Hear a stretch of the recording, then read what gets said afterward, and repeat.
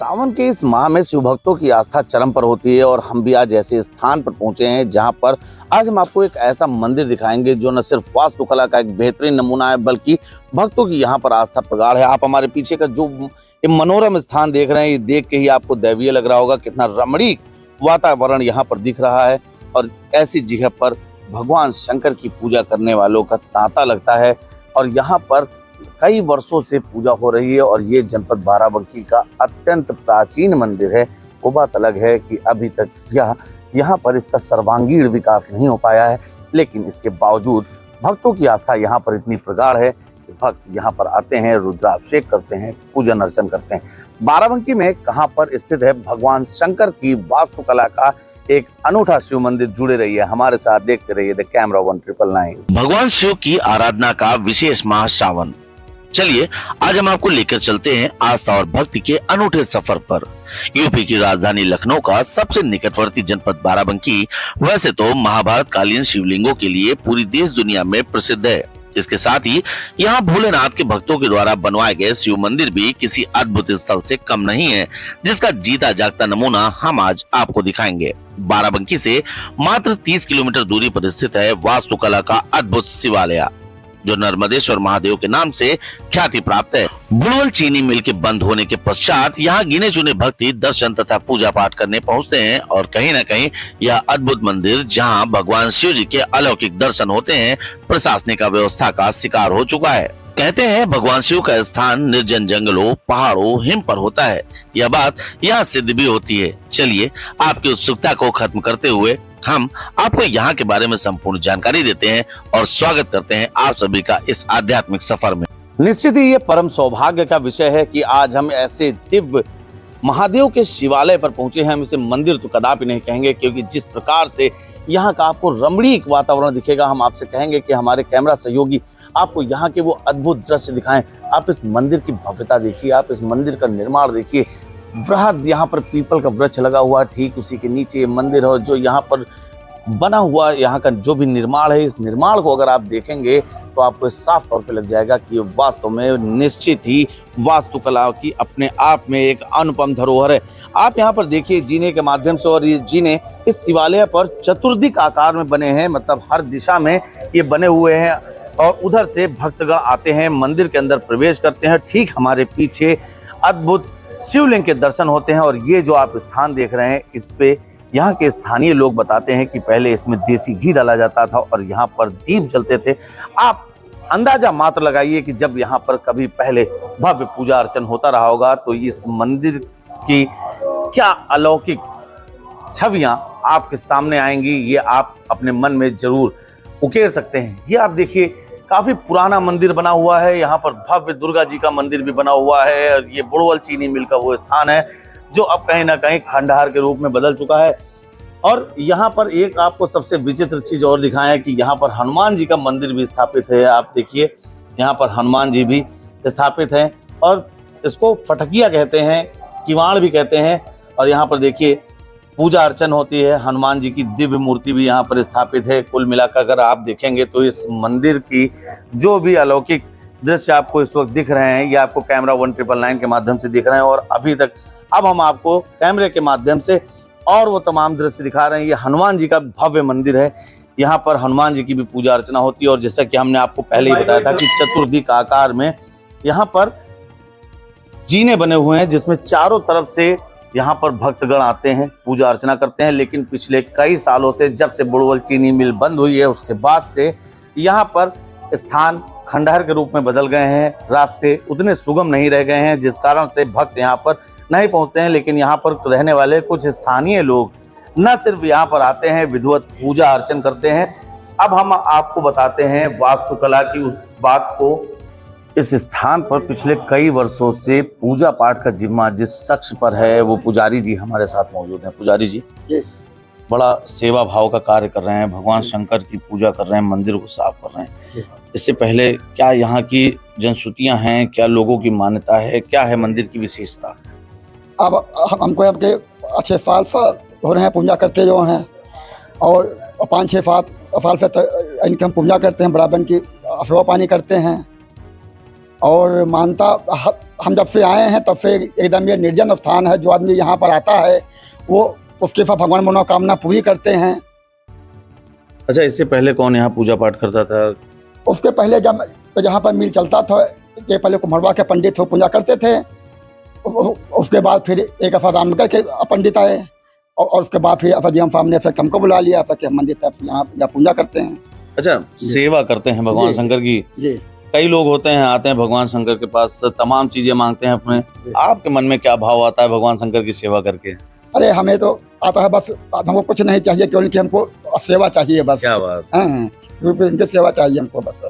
देखिए, शिव भक्तों की एक बड़ी विचित्र लीला होती है कि भक्ति के लिए कहा जाता है कि अगर आप ईश्वर के दरवाजे पर जाकर अपने लिए कुछ मांगेंगे तो ईश्वर संभवतः आपको वो चीज जल्दी नहीं देंगे, लेकिन अगर आप जन कल्याण, विश्व कल्याण की भावना से जाएंगे और दूसरे के लिए कुछ अच्छा मांगेंगे और सेवा करेंगे तो वो मनोकामना आपकी जल्दी पूर्ण होती है। और कहीं ना कहीं सनातन धर्म मतावलंबियों को इस बात को एहसास करना चाहिए कि वास्तव में सनातन की जो पूजा पद्धति है उसके पीछे का सबसे प्रमुख कारण और उद्देश्य यही है।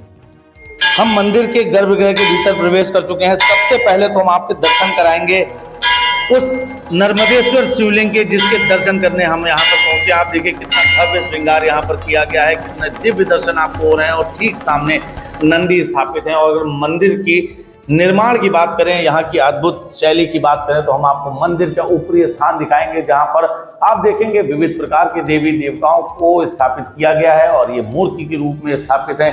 मंदिर के चारों ओर ये दृश्य आपको दिखेंगे जो कहीं ना कहीं आप में भक्ति का संचार करेंगे।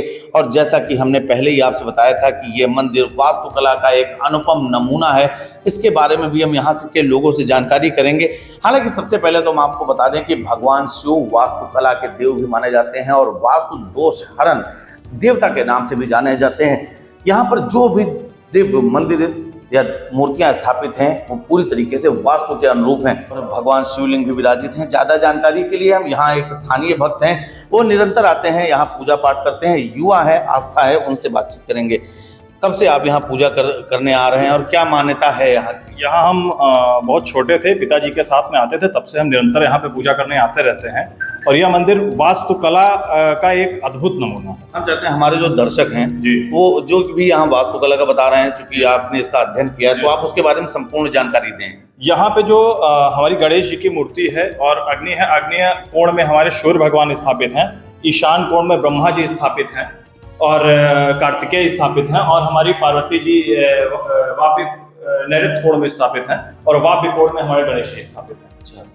जी, शिवलिंग को लेकर यहाँ पर क्या मान्यता है, पूजा अर्चना की? यह नर्मदा नदी से लाई गई शिवलिंग है और इसको इसीलिए इसको नर्मदेश्वर महादेव के नाम से जाना। ये सब बातें आपको किसने बताई? ये हमारे बाबा श्री ने बताई। बाबा हमारे लगभग 80 साल की उम्र है उनकी, और अभी वो कार्यक्षेत्र में बिल्कुल अच्छे हैं और देखते हैं पूरा कार्यक्षेत्र। वास्तुकला की आपने बात की है, अगर हम यहाँ पर बैठे हैं और शिवलिंग को निहारते हैं, जी, इस शिवलिंग को लेकर वास्तुकला के बारे में क्या बात कही जाती है और किस प्रकार से इसमें वास्तुकला निहित है, इसके बारे में? आप यहाँ पे 10 मिनट शांति के साथ बैठें, आप में एक अलग ऊर्जा का संचार होगा। आप इसको आप खुद आप जान पाएंगे। आप जब यहाँ बैठते हैं या पूजा करते हैं तो उस पूजा करने के साथ साथ आपके अंदर एक लगेगा कि हमारे शरीर में एक अद्भुत संचार हो रहा है। और ये शिव की महिमा है, ये नर्मदेश्वर महादेव की महिमा है। शिवलिंग को रखने की कुछ दिशा को लेकर कोई बात होती है? यह जो इसकी जलाधारी निकलती है वो उत्तर दिशा में होनी चाहिए, और ये एग्जैक्ट उत्तर दिशा में ही है शिवलिंग जो है। और वास्तुकला के है कि नंदी के लिए जो है एक अर्घ, जो ये अर्घ बना हुआ है, इसमें एक देखिए नंदी और जलाधार का वो साइड से जो है वो दिया गया है, ओपन रखा गया है। ये भी एक वास्तु के रूप से ही रखा गया है। वास्तुकला से पूरा परिपूर्ण है। और अगर आप देखेंगे तो यहाँ पर भक्तों की आस्था तो अपने चरम पर रहती है। भक्त आते हैं, पूजा करते हैं। यहाँ पे जो घंटे लगे हैं वो भी बड़े विचित्र घंटे हैं। इसमें लकड़ी का पेंडुलम लगा है, उसके बाद एक लोहे की यहाँ पर से यहाँ पर नाद लगी हुई है। और अगर घंटों की बात करें तो घंटों के बारे में एक विचित्र बात कही जाती है कि जो ये घंटे होते हैं ये भी विज्ञान से परिपूर्ण है, और इसकी जो नाद होती है, इस नाद के नीचे ही भक्त खड़े होते हैं और उससे मंदिर प्रांगण के आसपास के जो सूक्ष्म जीवाणु और विषाणु होते हैं वो कहीं ना कहीं खत्म हो जाते हैं और इसकी टंकार से मन शुद्ध होता है। एक और भक्त हैं यहाँ पर, वो हमारे साथ हैं, पूजा अर्चना करने आए हैं।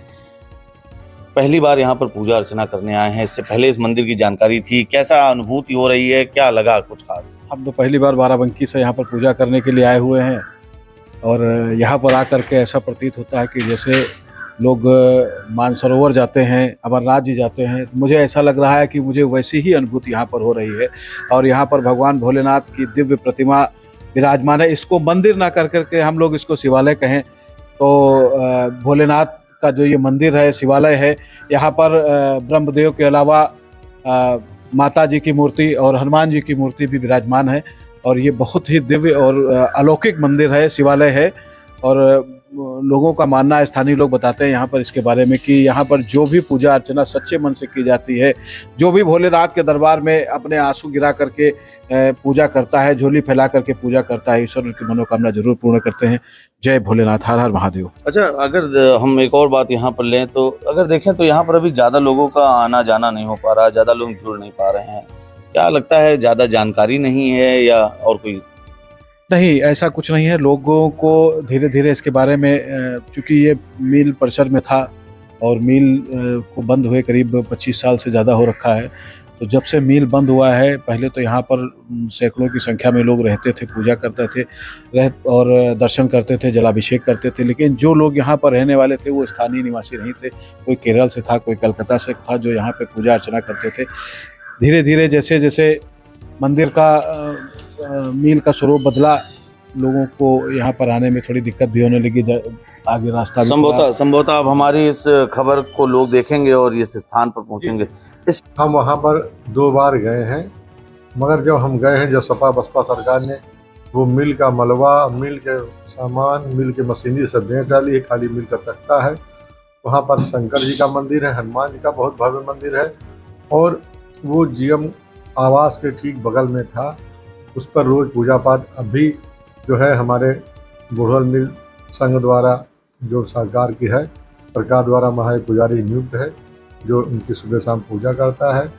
और आने वाले समय में जैसे ही हमारी बुढ़वल मिल चालू होगी, हम दोनों मंदिरों का जीर्णोद्धार करा करके और अपने किसान भाइयों का भी उनको आशीर्वाद मिले, शंकर जी का और हनुमान जी का, और हमारे क्षेत्र की जनता को भी मिले और बुढ़वल मिल अच्छे ढंग से चल सके, किसानों को भी फायदा हो, नौजवानों का भी विकास हो। इसलिए योधेश्वर की तर्ज पर उस मंदिर का भी हम लोग कायाकल्प करेंगे।